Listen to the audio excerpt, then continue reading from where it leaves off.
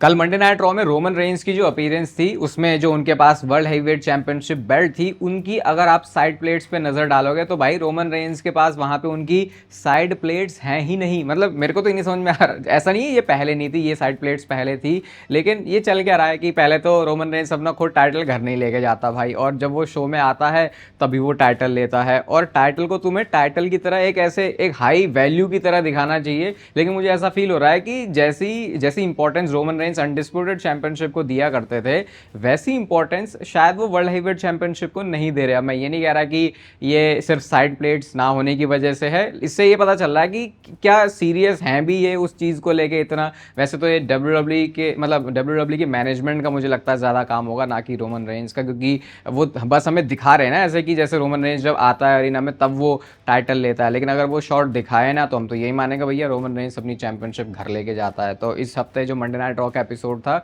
उसमें side plates भी नहीं थी, तो लोग इसी चीज़ को कॉल आउट कर रहे थे। आप बताना आपको भी ये देख के ऐसा फील होता है कि अच्छा यार ये शायद इतनी वैल्यू नहीं हो रही इस समय वर्ल्ड हेवीवेट चैंपियनशिप की। पर्सनली मुझे तो लगता है भाई, स्पेशली वो चीज़ की जब रोमन रेंस शो में एंटर करता है और वो चैंपियनशिप ही नहीं लेके आता और वो किसी से मांगता है, तो वो मुझे थोड़ा सा ऑफ लगता है। और वेलकम है आपका वॉइस ऑफ रेसलिंग के एक और नए एपिसोड में, और कल के मंडे नाइट रॉ के उस बेहतरीन एंगल के बारे में बात करते हैं जो जवान वाले मैच से आया था, जब ब्रॉन ब्रेकर ने उनको आउट ऑफ नोवेयर स्पीयर लगाया था। और इसके अब मल्टीपल एंगल्स भी डब्ल्यूडब्ल्यू ने ड्रॉप कर दिए, यहाँ पे आप स्क्रीनशॉट्स के थ्रू देख सकते हो। और एक फैन ने कैसे एक बड़ी अच्छी चीज़ पॉइंट आउट की यहाँ पे, और उसने ये बोला कि कैसे जवान ऑलरेडी डब्ल्यूडब्ल्यू में इतना कुछ सीख चुका है। तो क्या बन रहा था वहां पे सीक्वेंस की अपना कटर लगाने के लिए वो जा रहे होते हैं ऑस्टिन थ्योरी को, लेकिन ऑस्टिन थ्योरी को उन्होंने पहले ही स्पॉट कर लिया था कि भाई ये बंदा तो हट गया है। तो अगर वैसे में अगर जवान अपने कटर वाले स्टायर में ही ऐसे कूदने के लिए जाते तो वो लगता है बेवकूफ है क्या भाई, तू दिख तो रहा है कि ऑस्टिन थ्योरी हट गया है तो तुझे ऐसा करने की क्या जरूरत है। तो फिर उन्होंने अपने आप को इस तरीके से एडजस्ट किया कि अब जब ब्रॉन ब्रेकर उनको स्पीयर लगाएं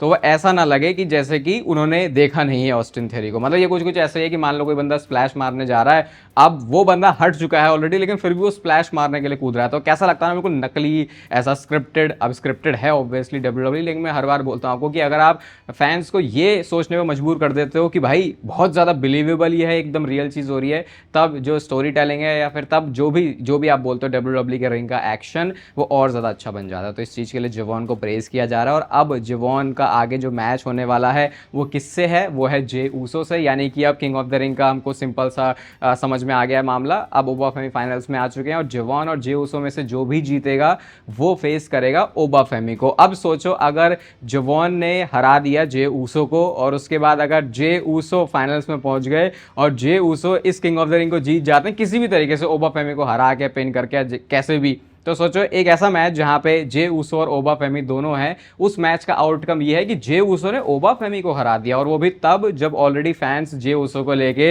अपनी हेट ट्रेन लेके शुरू हो चुके हैं, और ये तो करे हुए उन्हें ऑलरेडी बहुत टाइम हो गया। तो इंटरनेट का रिएक्शन बहुत क्रेजी हो सकता है इस चीज़ को लेके, चाहे इसमें ब्रॉक लेसनर की इन्वॉल्वमेंट ही क्यों ना हो, चाहे उस वजह से ही क्यों ना हो, लेकिन अगर जे ऊसो ने ओबा फेमी को हरा दिया भाई, पहले तो वैसे भी जवान के साथ मैच है तो क्या पता डब्ल्यूडब्ल्यू वहाँ पे भी कुछ चीज़ें बदल सकती है। बाकी स्टोरीज में बात करना ये जे ऊसो का कंटिन्यू ही रहता है, कहते हैं वो keep watching and stay mad, ऐसे करके वो बोल रहे हैं अपने डब्ल्यूडब्ल्यू फैंस को, अपने फैंस को तो नहीं डब्ल्यूडब्ल्यू की ऑडियंस को, कि देखते रहो भैया और तुम पागल होते रहो, तुम्हें जो भी होना है जैसे भी होना है, क्योंकि जे ऊसो जीत गए हैं, अब आगे वो बढ़ने वाले हैं, तो लोगों को ऑब्वियसली बात डाइजेस्ट नहीं हो रही है, तो पूरा मजा जे ऊसो ले रहे हैं फैन से। और मुझे लग रहा है कि अगर ये हील टर्न की तरफ जा रहा है तो भाई अच्छी बात ही है, अगर जे ऊसो ऐसी स्टोरीज डालना कंटिन्यू करते हैं। कभी कभी वो थोड़ी सी लाइन क्रॉस कर देते हैं कि भाई ये बहुत अननेसेसरी था, ये तो तुम्हारे कैरेक्टर को सपोर्ट करने के लिए भी नहीं था, तब वो कभी कभी अजीब लगता है थोड़ा। 2-4 दिन पहले मैंने आपको रैंडी ओटन और ड्रू मैकिंटायर दोनों के बारे में बताया था कि ये समर स्लैम तक वापस आ सकते हैं, इनके बारे में ऐसे रिपोर्ट्स आ रही हैं। अभी रैंडी ओटन का तो नहीं पता, उनको लेके तो वो जो लास्ट अपडेट थी वही है, लेकिन ड्रू मैकिंटायर के बारे में अब ये पता चला है कि एक मूवी नहीं, एक हॉलीवुड की शूटिंग नहीं, किसी और प्रोजेक्ट्स के साथ भी ड्रू मैकिंटायर ने साइन कर लिया, जिसका मतलब कि अभी तो वो अब डब्ल्यूडब्ल्यू कंपनी में नहीं आ रहे हैं। मेरी एक खुद की यहाँ पे एक थ्योरी है जो कि मैं बोल रहा हूँ भाई मेरे पागल दिमाग ने सोची है, कि मुझे ऐसा लग रहा है कि ड्रू मैकिंटायर को डब्ल्यूडब्ल्यू में उतनी रिस्पेक्ट नहीं मिल रही, तो बंदा सोच रहा है इनको मैं दिखाता हूँ इनकी औकात, और मैं क्या करता हूँ हॉलीवुड में अच्छे अच्छे रोल करता हूँ, क्योंकि भाई बंदे की मतलब जो पूरी पर्सनैलिटी है वो हॉलीवुड के किसी एक बहुत तगड़े रोल के लिए आराम से फिट बैठती है, तो वहाँ पर मैं अपना नाम कमाता हूँ। फिर देखते हैं डब्ल्यूडब्ल्यू वाले कैसे लाइन में नहीं आते और मेरी बुकिंग अच्छी नहीं करते, क्योंकि ड्रू मैकिंटायर भी उन नेम्स में से एक है जो कि लगता है कि भाई थाली में परोसा हुआ मामला है, सब कुछ पका पकाया है, बस तुम्हें इन्हें सर्व करना है आगे, बस डब्ल्यूडब्ल्यू से वही चीज़ होती नहीं है ड्रू मैकिंटायर के साथ, और ड्रू मैकिंटायर अकेले है नहीं इस लिस्ट में, आपको पता है वो लिस्ट बहुत लंबी है, तो क्या पता ड्रू मैकिंटायर ये कर रहा हूँ कि अच्छा भाई डब्ल्यूडब्ल्यू वालों तुम्हें अब मैं मजा चखाता हूँ, क्योंकि ओरिजिनली मुझे नहीं लगता कि ऐसा कुछ प्लान था ड्रू मैकिंटायर का इतना वहां पर रहने का। तो अच्छा ही है अगर वो समर स्लैम में नहीं आ रहे, मैं तो बोलूँगा ठीक है, डब्ल्यूडब्ल्यू को अगर उनकी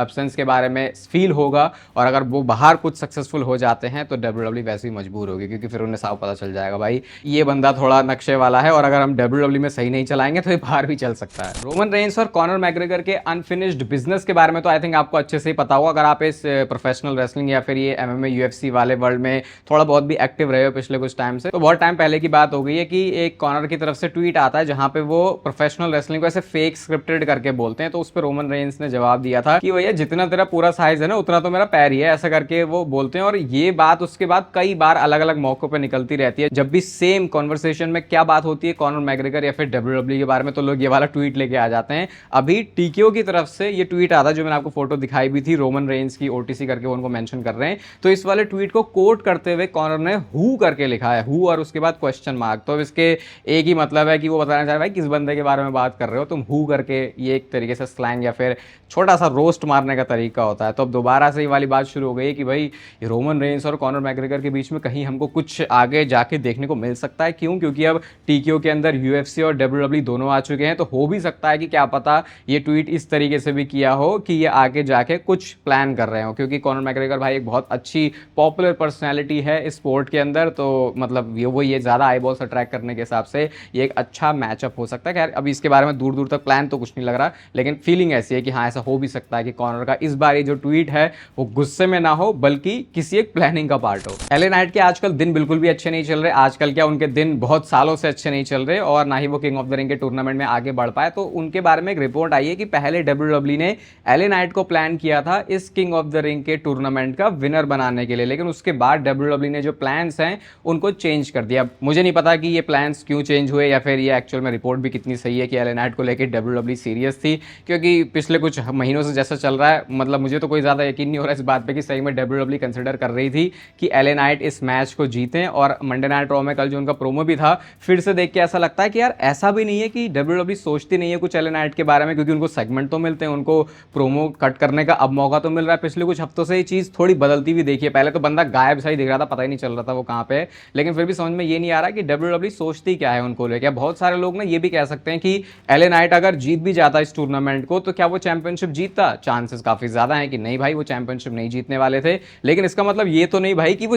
उनको ये टूर्नामेंट जीतना ही नहीं चाहिए। क्यों? इसको एक्सप्लेन ऐसे सिंपल में कर सकता हूं कि ऐसा तो फिर ये बात हो गई ना कि आप उस बंदे को पहले एक बार मेन इवेंट स्टेटस तक एलिवेट तो करो, पहली बार में जरूरी थोड़ी कोई बंदा जीते, लेकिन जब वो स्पॉटलाइट में आएगा तो उसके बाद वो लगेगा कि हाँ भैया अब ये थोड़ा मिड कार्ड से ऊपर आ चुका है, और उसके बाद फिर ट्रिगर पुल करने का एक सही टाइम होता है। और ऐसा हमने कितने सुपरस्टार्स के साथ, रोमन रेंस को एग्जांपल ले लो भाई, वो बंदा कितना रोया था पहला वर्ल्ड टाइटल जीतने के लिए, लेकिन उसके बाद जब जीता फिर ट्राइबल चीफ बना तो उसके बाद तो हम लोगों ने सब देखा ही। तो ऐसे करके भी इसको देखा जा सकता है, बट जो भी है अब एलए नाइट इस टूर्नामेंट में आगे नहीं बढ़ रहे, अब देखते हैं उनकी डायरेक्शन क्या होती है। फिलहाल तो ब्लड लाइन के फट्टे में पड़े हुए हैं, जो कि स्टिल मैं बोलूँगा एक अच्छी बात है, इस वजह से थोड़ा बहुत एलए नाइट रेलिवेंट रह सकते हैं। तो ये तो हो गया एक नाम। अब दूसरा एक और नाम है, एकदम से मैं नेम ड्रॉप करूंगा, आप भी बोलोगे अरे भाई ये क्या नाम ले लिया आज आपने। मैं बात कर रहा हूँ जो हेनरी की। हाँ भाई वही नेम जो कि पहले टीएनए में था और उसके बाद वो एक फॉरबिडन डोर ओपन करके डब्ल्यूडब्ल्यू में आया था, बहुत ज़्यादा हाइप हुई थी, डब्ल्यूडब्ल्यू ने एनएक्सटी में उनको लेके आया, उसके बाद मेन रोस्टर में लेके आया, रेसलमेनिया में मैच भी दे दिया, पिछले कुछ हफ्तों से शो पे फीचर भी किया था।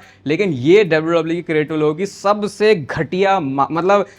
क्या बोल दूं, कुछ उल्टा सीधा ना बोल दूं मैं, बस यही इसीलिए मैं रोक दे रहा हूं अपने आप को यहाँ पे। अभी के क्रिएटिव लोगों की सबसे बकवास बात अगर आप कोई बोलोगे तो इस टाइम पे वो यही है कि वो एक स्टोरी को पकड़ लेते हैं, उसके बाद उसको 2-3-4 हफ्ते 1-2 महीना चलाते हैं, अचानक से फिर ऐसे भूल जाते हैं कि जैसे कि वो स्टोरी कभी शुरू हुई भी नहीं थी। अब जो हेनरी कहाँ गायब है उसके बारे में किसी को कुछ नहीं पता। मेरे को कोई आगे ये मत बोलना लोगन पॉल के साथ चल रही थी स्टोरी, लोगन पॉल इंजर्ड हो गया तो भाई उसे भी साइड रख दिया। भाई ऐसा होता है क्या? एक बंदा निकल लिया तो दूसरा बंदा गायब ही हो जाएगा कि ठीक है तू तो कुछ था ही नहीं, तेरी तो एग्जिस्टेंस ही कुछ नहीं है, ये निकल लिया तो हम तुझे भी साइड लगा देते हैं। तो ये क्रिएटिव लोगों की सबसे बकवास बात है। उनको अभी हाइप के हिसाब से लगेगा अच्छा ऐसा कर सकते हैं इस बंदे के साथ, वो लोग ये रिएक्ट कर रहे हैं, वो छोटा सा अपना, मुझे लगता है ये डब्ल्यूडब्ल्यू के लोग ना शॉर्ट्स ज़्यादा देखते हैं, रील ज़्यादा देखते हैं, उनका बस डोपामिन उनका एक बार स्पाइक हो जाता है, उसके बाद भाई वो चीज़ उन्हें बोरिंग लगने लग जाती है, तो फिर वो कहते हैं कि ठीक है अभी से हटा दो साइड में। पता नहीं जो हेनरी के साथ ये क्या करने वाले हैं, ऐसे करके कोई जो हेनरी के बारे में केयर भी नहीं करेगा। और एक टाइम पर जो हाइप भी थी बंदे की वो कब तुम खत्म कर दोगे फिर ब्लेम किसके ऊपर आएगा कि भाई जो हेनरी में तो दम ही नहीं था। कल मंडे नाइट रॉ में बैक स्टेज सेगमेंट भी था जहां पे जेकब फाटू को बोलते हैं रोमन रेंस कि भैया सेथ रॉलिंस का अब तुझे जो खेल है वो खत्म करना है। तो अब इससे क्या मतलब हो सकता है, क्या हमें आगे दिख सकता है ये स्टोरी में। तो अभी नाइट ऑफ चैंपियंस में Bron Breakker versus Seth Rollins का स्टील केज मैच होने वाला है और शायद क्योंकि वो एक पीएलई है और ऊपर से सऊदी अरेबिया से है तो क्या पता आपको ब्लड लाइन की इंटरफेरेंस उस मैच के अंदर देखने को मिल जाए। अब इस चीज को लेकर ना जो अप्रोच है शायद डब्ल्यूडब्ल्यू की वो चेंज हो रही है। जैसे अब तक ऐसा लग रहा था कि सेथ रॉलिंस रोमन रेंस के पीछे पड़ा है वर्ल्ड हेवीवेट चैंपियनशिप के लिए, लेकिन क्योंकि अब रोमन रेंस के पास पूरा कंट्रोल है तो वो बोल रहा है तू मेरे पीछे क्या पड़ेगा, तुझे तो मैं अपने चेलों से ही ठिकाने लगवा दूंगा। क्योंकि एट द एंड डब्ल्यूडब्ल्यू जाके एक पॉइंट पे मैच तो करने ही वाली है रोमन रेंस और सेथ रॉलिंस का। और कई बार डब्ल्यूडब्ल्यू को ऐसी मेजर फ्यूड्स को बहुत ही स्लो कुक करने की आदत है बहुत ही पहले टाइम से। तो शायद ये रोमन रेंस और सेथ रॉलिंस की जो फ्यूड की ऑफिशियली स्टार्टिंग है वो हो सकती है। वैसे तो वो स्टार्ट ही हुई पड़ी है ऑफिशियली, तो अब इसमें क्या ही बोलें, लेकिन डब्ल्यूडब्ल्यू इसको थोड़ा सा इसमें गर्मी पैदा कर सकती है इस वाले एंगल को लाके। क्योंकि अगर आप देखोगे तो कोई जरूरी था नहीं रोमन रेंस का ये चीज मेंशन करना कि भाई सेथ रॉलिंस को ठिकाने लगा, लेकिन अब वो स्टोरी लाइन में ये चीज दिखा रहे हैं तो डेफिनेटली उसके मतलब हैं। और ब्लड लाइन की स्टोरी को तो आप एटलीस्ट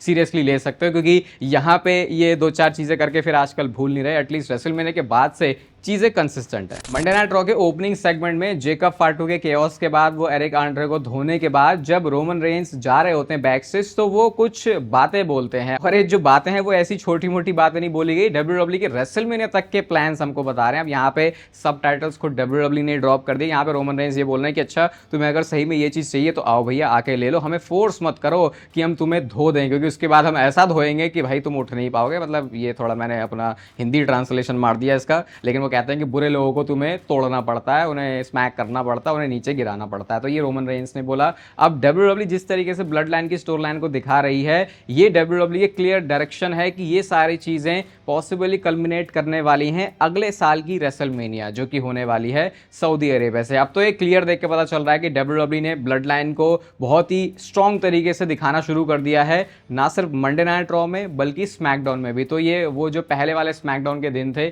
जब स्मैकडाउन में तो पूरे टाइम ब्लड लाइन चलती थी, लेकिन ब्लड लाइन का हमको मंडे नाइट रॉ में भी इफेक्ट देखने को मिलता था। तो वो सिमिलर चीज डब्ल्यूडब्ल्यू दोबारा से क्रिएट कर रही है और मुझे तो लग रहा है डब्ल्यूडब्ल्यू का एक तरीके से बहुत अच्छा डिफेंस भी है। क्यों? क्योंकि उनको पता है बाकी स्टोरीज तो शायद हम इतनी अच्छी नहीं कर पाएंगे, तो एटलीस्ट एक ब्लड लाइन शुरू कर देते हैं कि वो जो बैकबोन है डब्ल्यूडब्ल्यू की वो बनी रहे और उसके अराउंड फिर हम चीजें देखते हैं वो कैसे चलती हैं। और ये स्टोरी अब अगले साल ऑब्वियसली रेसलमेनिया तक जाने वाली है। तो बहुत सारी जो आप इस समय चीजें देखोगे ब्लड लाइन की स्टोरी में उनके मतलब हमको अगले साल की रेसलमेनिया में भी समझ में आएंगे क्योंकि सब कुछ जो चीजें हैं जैसे पॉल हेमन ने खुद बोला था एटलीस्ट ब्लड लाइन की स्टोरी के लिए तो मुझे ये वैलिड लगता है कि वो सबसे पहले आखिरी पन्ना लिखते हैं उसके बाद वो स्टोरी शुरू करते हैं। लेकिन मुझे लगता है कि बाकी सारी किताबों के जो नोट्स हैं जो कॉपी हैं उनके पन्ने इन्होंने आखिरी वाले फाड़ दिए, इसलिए कभी भी लिख नहीं पाते। सिर्फ ब्लड लाइन की जो किताब है जो कॉपी है उसका आखिरी पन्ना सही है, तभी शायद ब्लड लाइन की स्टोरी के साथ थोड़ा ठीक ठाक सा काम कर जाते हैं। बाकी नेचुरल टीन का लिंक आपको मिलेगा डिस्क्रिप्शन में, R1 वाला कोड आप यूज करते हो तो आपको प्यारा सा डिस्काउंट मिल जाएगा। इस वीडियो को लाइक कर देना, चैनल को सब्सक्राइब कर देना ऐसे डेली डब्ल्यूडब्ल्यू से रिलेटेड कंटेंट के लिए। बाकी तब तक फिर लेते रहो जिंदगी के मजे।